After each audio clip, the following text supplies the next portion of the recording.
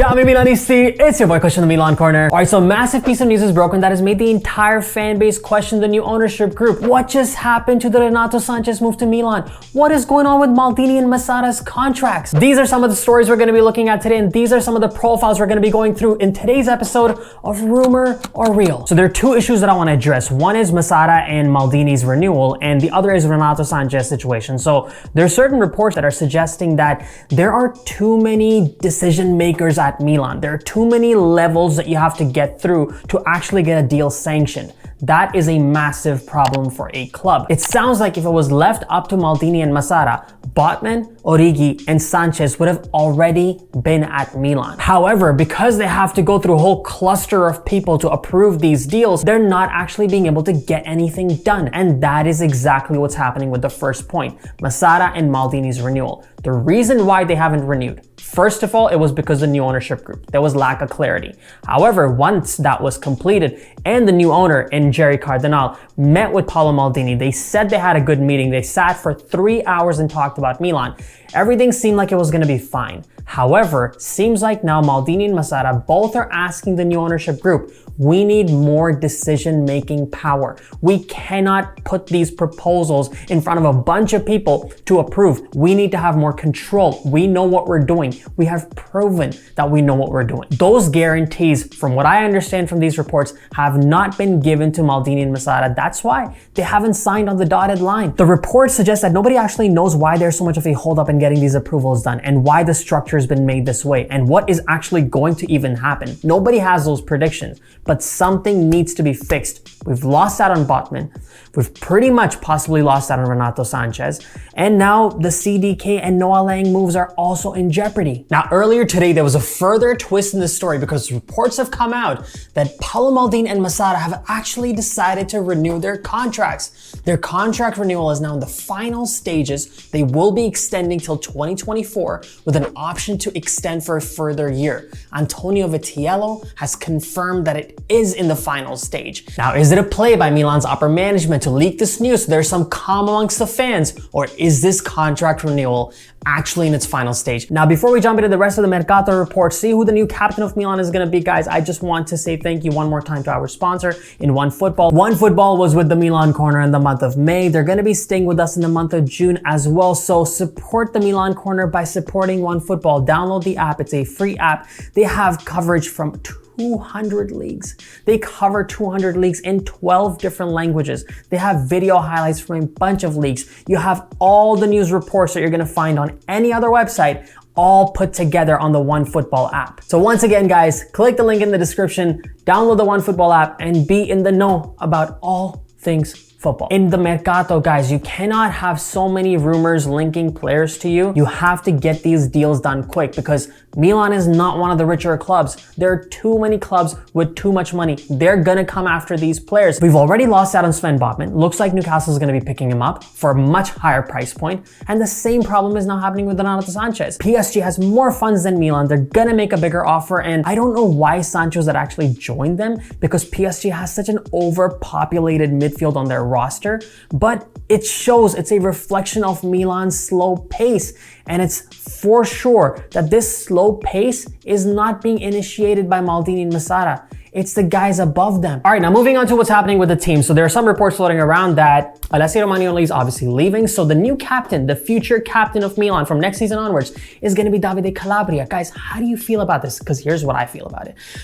In the second half of last season, guys, when we won the Serie A title, I think of the three right backs we have, Pierre Kalulu, Davide Calabria, and Florenzi, Calabria was number 3 of 3. He didn't have a very good second half of the season, and now we're considering making him captain. Is that the right move from the management? Davide Calabria has been at Milan since 2014, so he has really paid his dues. He's been here for 8 years. So moving from Calabria, we move on to our right flank. We got Florenzi and Messias. Both the players are here on loans. Looks like both the players are going to be staying at Milan. At this point in time, guys, I'm going to rank both of these players staying as real. I kind of understand what Milan is doing here. So I think Milan has recognized one thing. You have to generate revenue. You have to keep making money as an organization to be able to spend it on the mercatos and other areas. So some of the methods of generating revenue are through TV rights, through stadium revenue, sponsors, prize money. But one of the other ways of making money is using players as commodities. You have players who are obviously going to be playing on the field, but you can also see them as commodities that you can buy and sell. A couple seasons ago, we bought Jens Peter Hauge for about 5 million. He stayed with us for a year. Then Milan moved him on loan.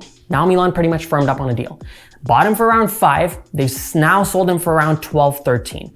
That's a profit of 8 million. The player was seen as a commodity that Milan could profit on. And I think they might be thinking something similar for Junior Messias. Now, the Messias deal has to be super cheap in order to ever turn a profit on him because he's, 31 years old. So we're not going to be selling him for 15 million. But if you can turn a purchase of around that 3 million mark and in the future sell him for around that 6 to 7 million mark, is that really that bad? Let me know in the comment section. What do you guys think? Is Messias here as a backup or is he here as a future sale prospect? Now, chatting about another arrival that we're expecting to happen next week is Divock Origi. All reports suggest that he's going to be here next week. Another player that in the previous video I'd put down as real.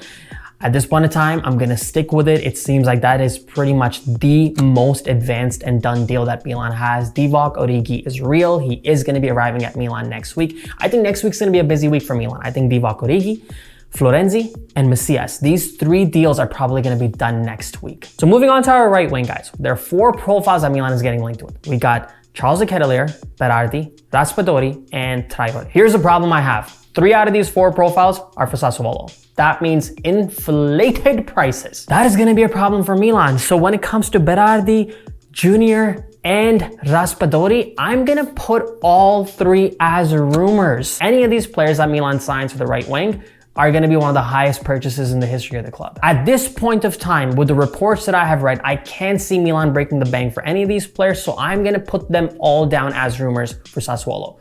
Charles Ketelaere is a little bit more interesting. Charles has been linked with Milan for about the past 10 days.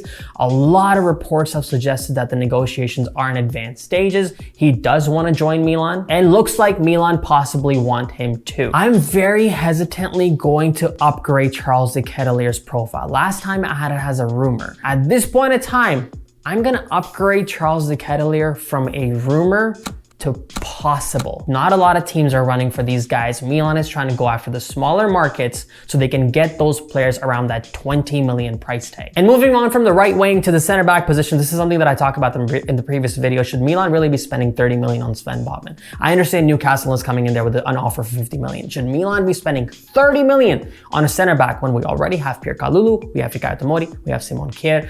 Right now we got Gabbia. Is it a good move for Milan to go for Sven Botman? I don't think so. 30 million for him? No. So another profile is being linked to Milan now, and that's Pablo Mari. Pablo Mari is a player that plays for Arsenal. Last season he spent on loan at Udinese. He is a tall figure, like the 6'4" guys, and at the same time, having lost Alessio Romagnoli, one of the key elements that Milan is looking in a center back is a center back that is left-footed. And that's another box that this player checks off. I wonder if Milan's gonna come up with a solution with Arsenal where they're gonna once again try to loan the player for another season. But at this point in time, I think the Pablo Mari rumors right now, I'm going to label them as just rumors. Which brings us to the whole situation we're seeing with Rafael Leao. What is exactly happening with Leao?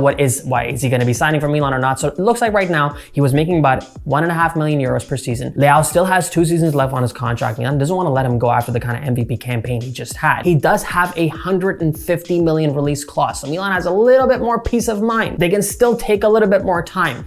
Here's what Leao wants. The reports suggest that Leao wants a salary of 7 million a season. Right now, Milan has tripled it to 4.5 million.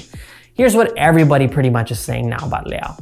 Pay the guy. That's the only smart thing that Milan can do. For the past few seasons, we have had players who've made 7 million. We had been giving Donnarumma 7 million, Ibrahimovic 7 million. Last season, Ibra was still making 7 million. So that means for an influential player, for a player that can make a change on the squad, we're willing to pay a high salary. We're willing to break that cap that the organization has set out around that full 4 million mark. No player makes over 4, but there are a couple players that you should be overpaying. The other problem that we have with Leao's profile is that he has to keep paying a part of his salary to Sporting CP until he levels up to about 20 million. He was fined for ending his contract unilaterally with them, and for that reason, he has to pay them back 20 million euros. So every month, he gives a chunk of his paycheck to Sporting CP. So at this point in time, guys, on the rumor real meter, Rafael Leao staying at Milan, Rafael Leao extending his contract at Milan, I can't say that that's real.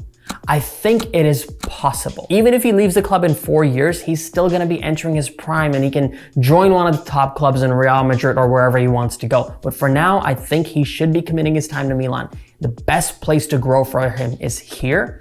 And for that reason, I think it's possible. I think Leao will renew his contract. There you have it, Milanisti. Those are some of the reports we wanted to look at today. It's a slow-moving mercato. Not too much is happening, but for a lot of teams, not too much is happening. It's not just with Milan. So be patient, have faith in Maldini, and make sure to hit that subscribe button if you haven't already. Hit the bell notification so you can watch the Milan Corner videos as soon as I upload them. And as always, Forza Milan, grazie mille e ciao tutti!